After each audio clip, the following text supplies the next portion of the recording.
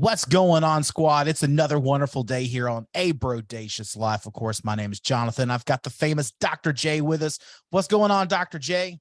Man, I'm sitting here. I got my favorite Disney coffee cup. It's got Grogu from Star Wars on it that says stronger than you think and just keep sipping. So I'm just going to keep sipping my coffee today. And I'm fired up, man. Let's do this thing. All right, so today our topic is how to succeed in business. Just kind of taking just some of the experience that both of us have in business. What are your thoughts, Josh? Well, I'm real excited because our listeners today, as a result of listening to this, they're going to get to learn. Well, first off, they're going to get to laugh at some of our failures. And I think they're going to learn a lot from your stories. So it's going to save them from repeating some of the mistakes and really help them kind of dive in. And ultimately, when you finish listening to this episode today, I think it's going to help you to think more critically about your business decisions. So I'm pretty fired up about it. I know you have got an incredible business story. And if it's okay with you, I'm primarily going to ask you the questions because I am a relatively new business owner, but you have not only started one or two businesses, but become so successful that you're now, in essence, a consultant for businesses. And I think that's pretty huge. So are you okay if I ask you No, that'd a lot be of these awesome. questions today? No, that'd be awesome. Well, if you're good, you want to jump right in? Yeah, let's do it. All right. So you have a pretty unique story when it comes to owning your own business because you once owned a business. And I believe because of the catering company and then the storefront, you actually, in essence, owned, it was one business, but more than one storefront. It's a really interesting thing to me. And would you kind of dig in, because now you're a consultant, will you kind of explain the transition that you made and maybe just give us a brief overview of what that looked like and where you are today? So I owned my own restaurant for 3 years, small town, good old fashioned Noonan, Georgia. Absolutely loved it. It was my pride and joy. I spent countless hours, my family, Dr. J here, my mom and my dad, of course, my wife, my kids. We put a lot of blood, sweat, and tears into the building. And I'm just super thankful, obviously, for people like Dr. J, because they were there to help me pursue my dream. So I was there for the food. I paid in food because I didn't have money for other stuff. It was good. So, worth it. There's just many things that we did really well, though. I mean, we had we won Taste of Noonan. We ranked #1 in restaurant in like Google and Yelp, which I don't know if you've ever had to deal with Google and Yelp on your business. It is incredibly hard to be #1 at a 4.9. Just several great reviews from local magazines, bloggers, food critics. And I had just a super loyal customer base that even now, 10 years later, are constantly asking me, hey, will you come back and open your restaurant? That's awesome. Like I have to say some of my greatest memories were in your restaurant because it was a small business, but you were really turning around a lot of tables. I mean, I know you hosted a couple of events for me and some things that I had going on too. And they were always such great quality. In fact, a lot of my clients wanted to come back. And when they came back, they had only one request that we went to your restaurant, which was pretty awesome. So it was good, but let's get into some of the fun stuff for our listeners today. Tell me why your business closed. So I learned a lot from my experience, and these are key things that make me successful today and allow me to help the people that I'm helping during my consulting work that I do for my new job. There were things that I just wasn't taking care of. And our conversation today is we're really going to be breaking down a lot of those, all those different things that I was doing wrong. These are literally there's 7 items, and these are literally the first 7 items that I tackle with any business. This goes beyond restaurants. My experience is obviously restaurant heavy, but this does apply to everything across the board, almost from everything from an online business to a clothing store. Maybe you have a tech company. All of these things are, they go cross industry.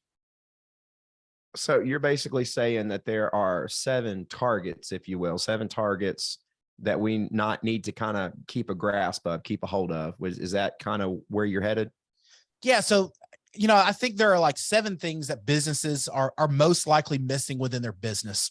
I spend my days helping businesses all over Mississippi and Louisiana, and I see these 7 things missing in most businesses that are failing currently.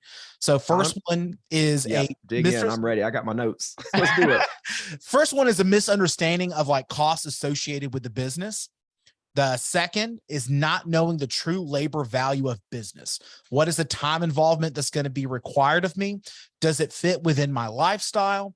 Third, not providing the intellectual infrastructure necessary for business. What training materials do you have? How will you have control of costs and purchasing? Number four, not providing clear job titles with clear tasks, goals, and standards. Fifth, not knowing their target customer. Sixth, not staying true to their brand. And seventh, and it really is last on the list because I want to keep it low on your list. If you have questions on that, again, I always tell people to go listen to that podcast episode with Per Shavorsh, the Price Whisperer, for Chipotle, Nike, and all these big companies. Great conversation there. But understanding pricing and understanding how that actually influences your business. It doesn't influence your business, I think, in the way most people do. So these are very diverse different things. That's a lot to think about. For me personally, and I'm thinking about this because I know you're talking about the restaurant industry, but I am in real estate investing. And so I'm thinking about, and a lot of this really seems to apply. I know my target customer, understanding brand. In fact, before we got on the show today, I was actually, because you have more experience than I do, writing out a business plan. I was showing you the business plan that I've created because I'm getting ready to go for some financing, both from banks, but also from some private lenders and digging in. So here's my thing though. This is a little overwhelming. Like, how do I know which one to focus on first? So if a business owner is really in tune with their business, they kind of know their weakness and what they're struggling on. I knew I was struggling with consistency in my business. I felt like I had to do everything. It was my greatest weakness because I felt like I had to do everything for it to be right. I had to cook all the food, make the coffee, wash the dishes, prep all the items. And I never had the intellectual infrastructure to pass on the knowledge for my cooks to take some of the work off of me. So I would focus on being the owner.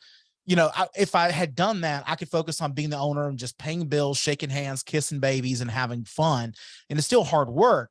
But I really do think, I always start with people when do you have the intellectual infrastructure? And we're going to talk more about that in just a minute. But intellectual infrastructure is a key part of any business. So what exactly is intellectual infrastructure? So intellectual infrastructure is basically everything that goes into the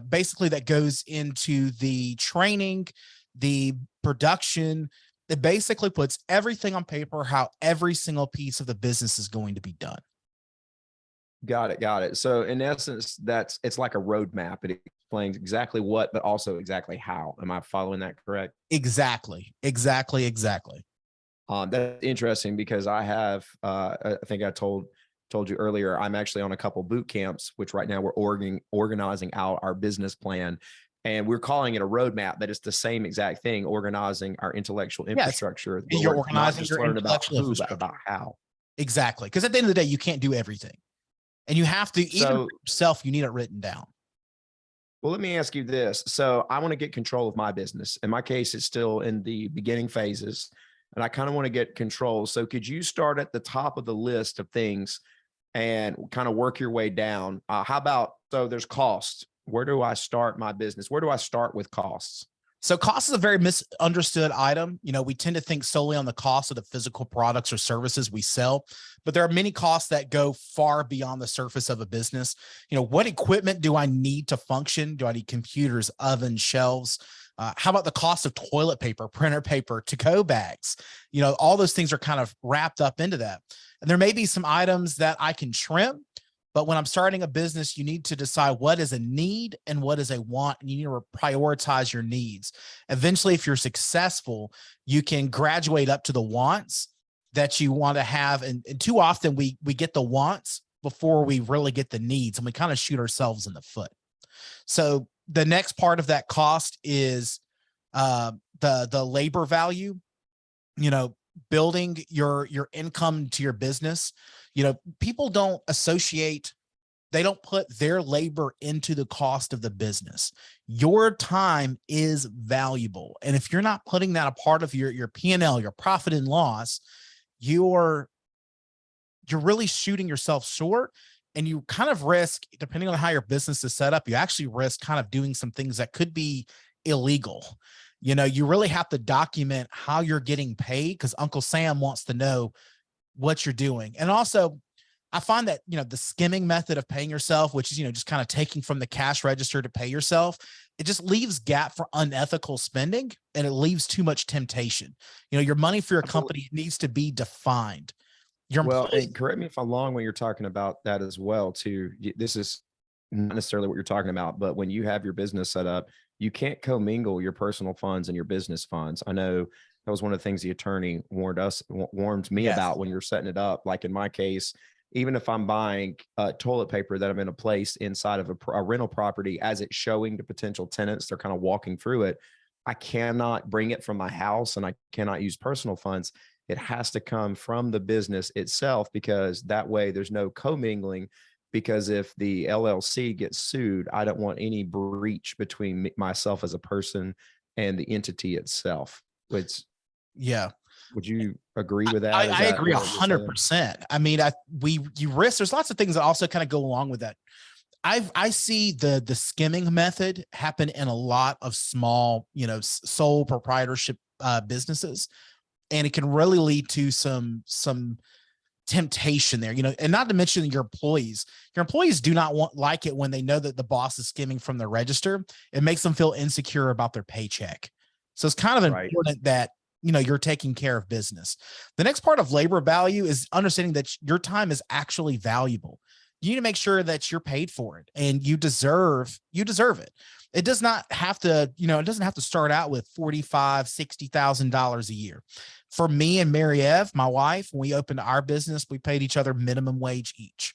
And what we wanted to do was pay our stuff back, which was, at the time, I think $7.50 an hour. And that's not a lot of money to live on, but we were in a living situation where we can make that work. But we built pay so we could still have gas money. We can have all the things that we needed to do. And how can you possibly pay yourself if it's not included in your profit and loss statement that you're making each month? And just FYI, P&L, profit and loss, should be tracked. It should be tracked often, and whether that is weekly or monthly, but you need to know how much you're bringing in, how much you're spending out. And you'd be amazed at how many people do not know the accurate knowledge of that side of the business. The next part of cost is, did I hire the right employees? Did I provide a fair rate? Excuse me. Did I hire at a fair rate? How will I find quality employees? Do I have the funds to provide a quality package for them? Healthcare, salaries, incentives. Remember, it's far more expensive to hire a new employee than to retain a good employee. So pay them well, on time, and provide the key incentives to perform well, and they will stick around. The next part of that is just location when it comes to cost. Does this location make sense for me? And I'm going to use my own failure as an example real quick. So for us at the Classic Cafe, that was the name of my business. We were an 800 square foot restaurants, and we were just 2 stores basically off of the actual main square. This restaurant had about 12 seats. It was just big enough to really, 2 people to work it. And then, we had 12 seats ish, really about 8 people is about what we would normally max out in there. And I was packed. I typically about 11:30, I had a line out the door, so I thought I was hot stuff. And you couldn't get a seat in there. I remember it. It was busy, and it was a lot of fun. I had great customers, and customers who were super loyal to me because I was right there near their businesses. Well, I got big for my britches, and I was like, well, I'm packing out every day. If I just had some more space, I could double the money.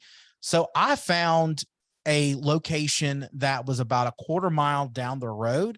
And now I was about 400 or 500 yards off of the square. So I was no longer 20, 30 feet. I'm now like 5 football fields away. And now that made it very difficult for those customers who've been really loyal to me and visited me every day to walk all the way out there. They only had like 30 minutes to an hour for their lunch break. So to hike all the way out there, order their food, the server delivers it. And, to do all of that, it basically forced that customer out of my business. That I lost a key customer because I didn't keep my location as a high priority. I had a great location. And again, some of that is me not knowing my demographic. I should have recognized that the business owner was my bread and butter. And I kind of screwed the pooch a little bit because I basically kicked all those customers out thinking that they would just still walk to me, and it was just not an option. So the last piece of that puzzle is just kind of, when it comes to that location, is just knowing the cost of marketing. How are you going to find the customers to bring to there? How will they find you? Because foot traffic is an all-time low. So understanding how will these target customers know where to find you is just a key part of understanding your location, and the costs are going to be associated with getting that target customer to that location. Well, so the next one is basically labor values. We talked about that a little bit. Talk to me a little bit more about the key points related to labor values. So labor is it's a tough piece of the puzzle for many businesses. The labor pool overall seems very tight these days, and qualified candidates just seem to be at an all-time low. So first, ask yourself, does your business fit within your lifestyle? Being an entrepreneur takes large time investments, and you will have to front that labor. So just keeping that in mind, what are you willing for your labor dollars to put in and get the work done? The next is, are you willing to miss your favorite sports events, miss out on hanging out with friends, missing out basically during hours that you would be open? You're missing out basically on fun family events, and you're going to have to be okay with that. I see this in many restaurants who fail. The restaurants are destined for failure are the business owners who think that they're just going to sit up at the bar and hang out and just let the business operate behind them. And restaurants in particular just do not work that way. Being a business owner is not a passive sport. It is a high contact, in your face, and you get out exactly what you put in. Businesses and being an entrepreneur is not a quick get rich quick scheme. It is something that takes time and investment. We hear about, Jeff Bezos and all the different things that he did. Well, there was 30 years really of Jeff Bezos just absolutely getting slaughtered in all these different businesses that he did. And finally one did really well, but he hung in there with all of those losses. He was aggressive. He was into it every single day. He was involved in his businesses, and eventually it caught on and it moved into the next spot. People often underestimate the necessary to own, manage, and operate a business. Time is the only resource that is not replenishable. It is a finite, and you cannot simply buy more time. So no matter how rich you are.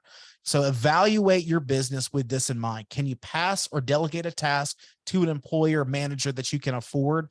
Are your personal values fitting within the hours of operation and time needed to complete the task? Yeah, let me throw a book out there on that too, as a side note. It's called Who Not How by Dan Sullivan. And Dan's writing about some of the strategic coaching from Dr. Benjamin Hardy. I'm going through it right now. I'm about halfway through this book, and it's single-handedly changed my outlook on business. Also, my high school coaching as a band director, where I'm at right now in that. And it's that we're all spending our time trying to figure out how, but we need to employ more who's. And I think that's important, because what you're saying is that a smart business owner will surround himself with who's. You might not know anything but about certain aspects because there's so much of it, but can you surround yourself with high quality people? And it's okay. Sometimes you come out better and you're more profitable to pay the person that is an expert at that who, that knows how to do that how, and then they can add more value to you and your business. And I don't know if you would agree with that. I will say this book is on our resources page. If you go to brodaciously.com/resources, you can link straight to get it off Amazon from there. It's an incredible book that I think every business owner, whether you're getting into real estate like me, or a business owner as far as restaurateur like you, that we all need to start empowering people and being strategic about the people that we surround ourselves with. For sure. For sure. Uh, so you're very passionate about the next one. Talk to us about intellectual infrastructure. Again, this was my biggest weakness, for it really set me back because I could not pass the work on to somebody. I basically created a system that put me in a cocoon that I had to be there every single day. I mean, I would get there at 6 in the morning and I'd be there till 9 or 10 at night, 7 days a week. I created a system where basically I created a prison for myself. I could never leave. I ended up sleeping in the restaurant. We had a bedroom, it was inside of an 1860s home in the new property. So we actually had a house that was up on the upper floor of the 1860s home that we kept there. And I would sleep there for 3-4 nights a week, which is not very good for your marriage, by the way. And, so again, these are the tools that are necessary to ensure quality, consistency, pricing to promote efficiency in our workflow, control over our inventory and labor, and they keep the pricing stable within the market. Well, let me ask you this. So as far as pricing in a stable market, what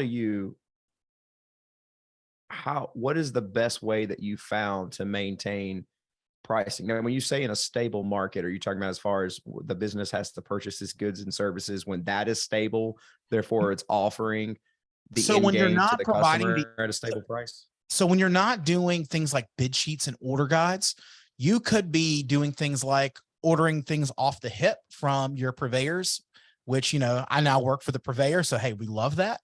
But, that means that you could potentially be overpaying. So you have to be in tune with what the market's going on. And also part of that is on the backside of that is, am I pricing myself appropriately to the market? There's a lot of people who they struggled to change their pricing strategy once COVID hit. Well, the costs are now higher than ever. The labor is triple almost what I was offering employees back 4 years ago. And they have to accommodate that somehow within their business, but they can't just shoot from the hip. They got to have the infrastructure that's tracking this and keeping it in tune. It's like a machine. It's kind of the grease. All of these items are like parts of an engine that hold that keep the Ferrari running. Well, look, I got a question. So what about job titles? Like, should people create, is it important to have a defined job title and role, or did you discover that when you were doing it, because you were doing everything, that a general job title is more? Is there more freedom in having a general title, or is there more freedom in creating titles that are very exact and refined? So each person has to have a clear and concise role within their business. Even if there are multiple owners, each person must take a clear written task that are assigned to them. Even if the partnership, there must be clear, there must be like a clear head honcho, someone at the end of the day, when there's an impasse amongst people. And again, my business partner was my wife, but at the end of the day, it was my decision. My wife, we both decided that was going to be me. At the end of the day, whatever I decided was going to ultimately be the decision. I don't think ever, but maybe once in our 3 years of business did I ever have to use the head honcho card, and ultimately ended up being the best thing, one of the best services that we did, which was opening up for weekend on the opening for breakfast on the weekend. So that was something that honestly saved our business there for a little while once we opened up into that bigger location. But it's efficient for you. So it's inefficient business if you're not having someone who's making that call. Remember we talked about in the previous episode that indecision is just as bad as a bad decision. And someone at the end of the day has to make that decision. So be clear, be specific, and hold your team accountable to the job titles, to their descriptions that you've provided into your intellectual infrastructure. Well, so let's go back to talking about your target customers.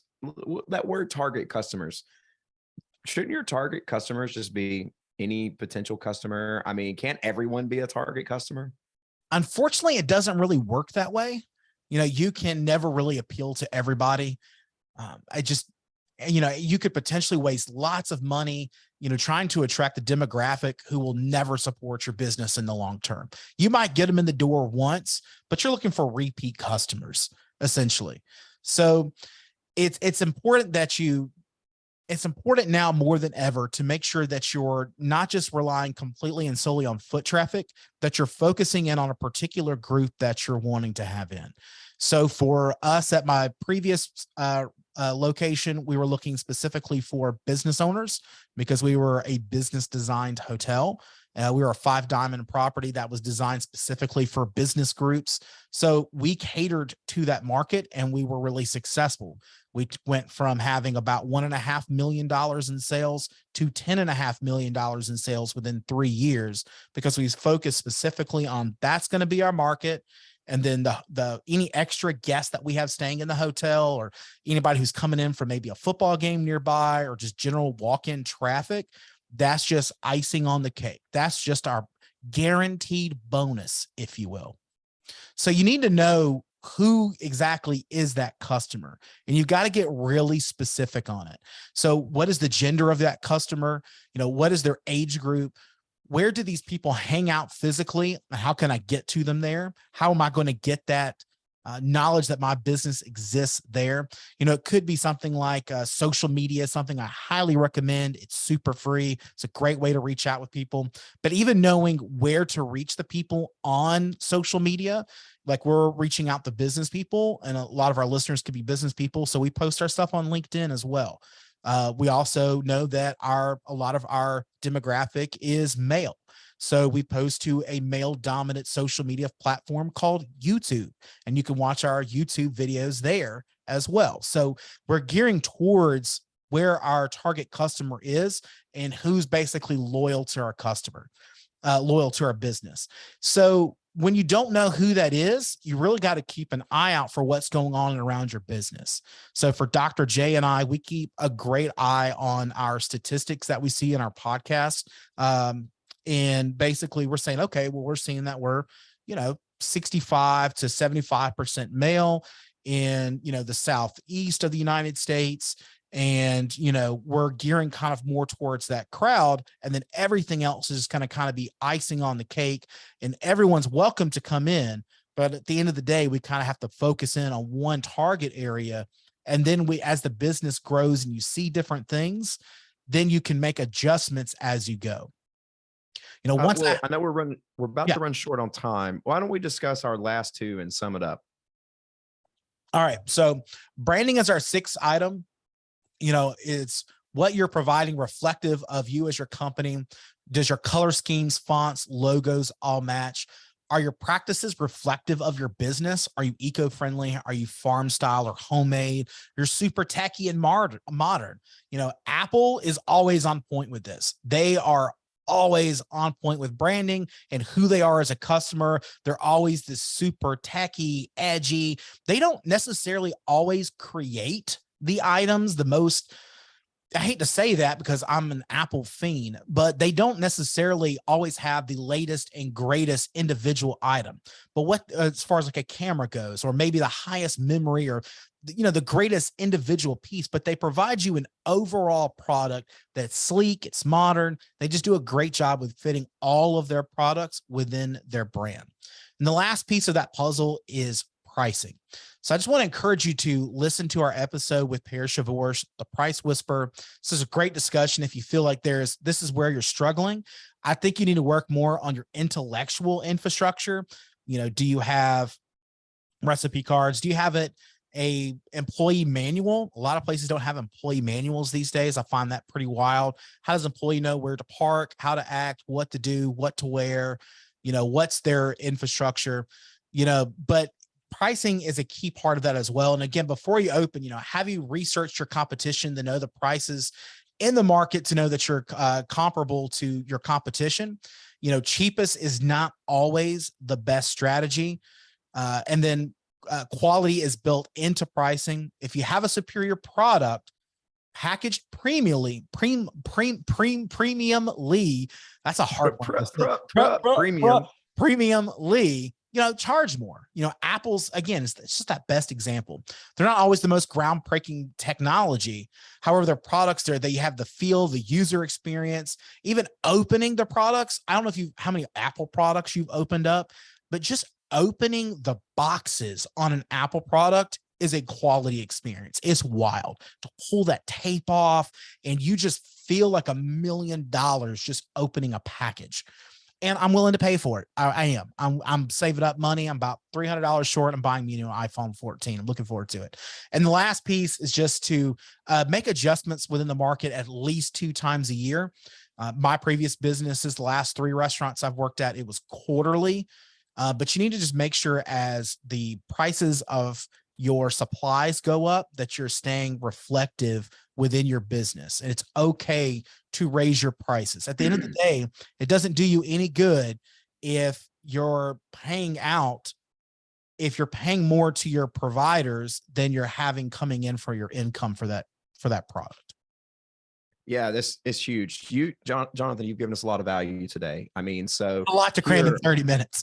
Look, I'm amazed that you did it all. So here's what I took away. Number one, we have to understand that there's often misunderstanding of costs associated with business. And there's a misunderstanding between what a cost is, where the costs lie.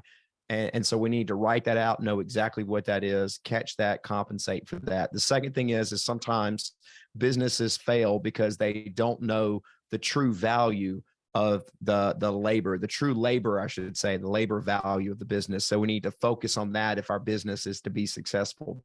The third thing that you said is that is not providing the intellectual infrastructure, that we need to know what the roadmap is, who's involved, who the key players. We've got to assemble the team, understand all the parts. And I thought this was just so key, because you said that if we don't know the intellectual, in other words, how the systems are going to operate, in your experience, you became all the systems. And the purpose of a job is not that the job becomes your life.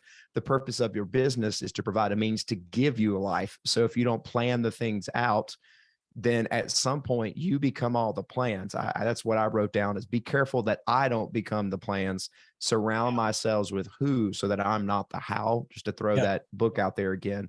And then you talked about not providing clear job titles with clear tasks and standards, that we need to have clear tasks, clear goals. And as a part of that, though, is clear standards, because the people, the human resources, can't rise to achieve if they don't know what they're rising to achieve to.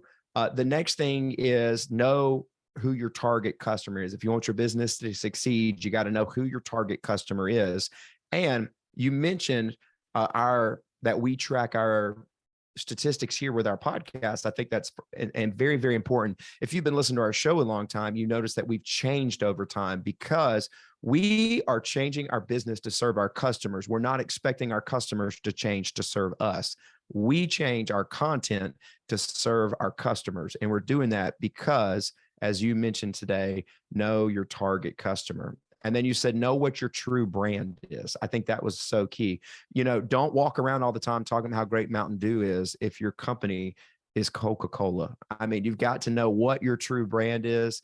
Chick-fil-A, here's a good example of that, and I'll keep moving forward. Chick-fil-A, I had a chance to meet with a corporate executive, and I was talking about their chicken sandwiches, and he says, can I give you a business tip? I said, absolutely, tell it to me. He goes, remember, Chick-fil-A doesn't sell chicken sandwiches. Chick-fil-A sells customer service. And you just come to get the chicken sandwich while you're in the, and I thought about, that's why I pay $8 for that combo meal, that chicken sandwich combo meal, to get a sandwich that has no ketchup, mustard, anything. There's nothing on it but a pickle.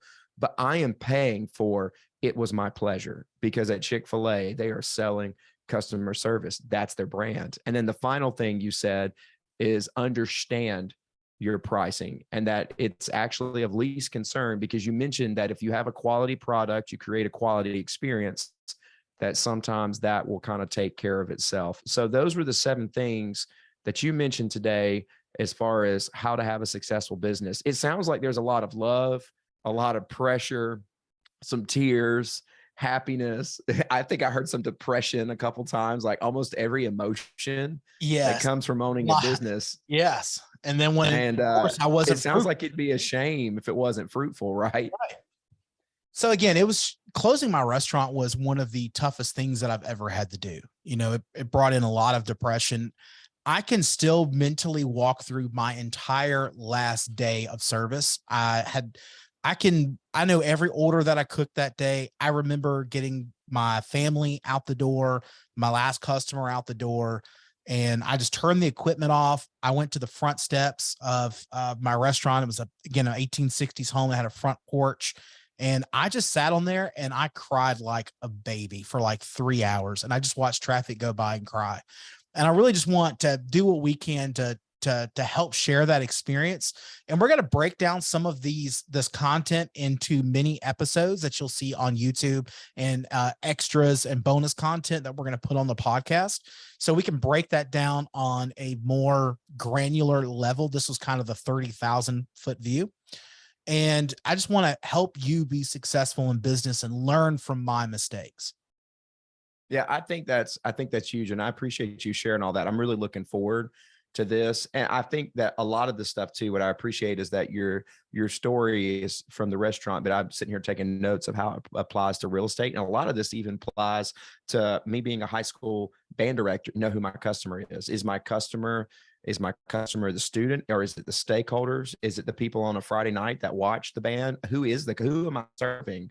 What comes first Right. on that? You mentioned know what your product is. Is my product music? Is my product an enriching environment? Is my product, is it quality? Is it quantity? That's something honestly I hadn't thought a lot of. I need to dig into that. And I could keep going on and on. I know we're at the end of our time, but you have added a lot of value to me personally. I just want to say thank you. This was a fantastic episode. I can't wait to hear more. Well, team, we are super excited that you were here today to hang out with us on a Brodacious Live. Make sure you hit that like, you hit that subscribe. Tell Dr. J in the comments how awesome he is. And we will catch you next time on the A Brodacious Live podcast.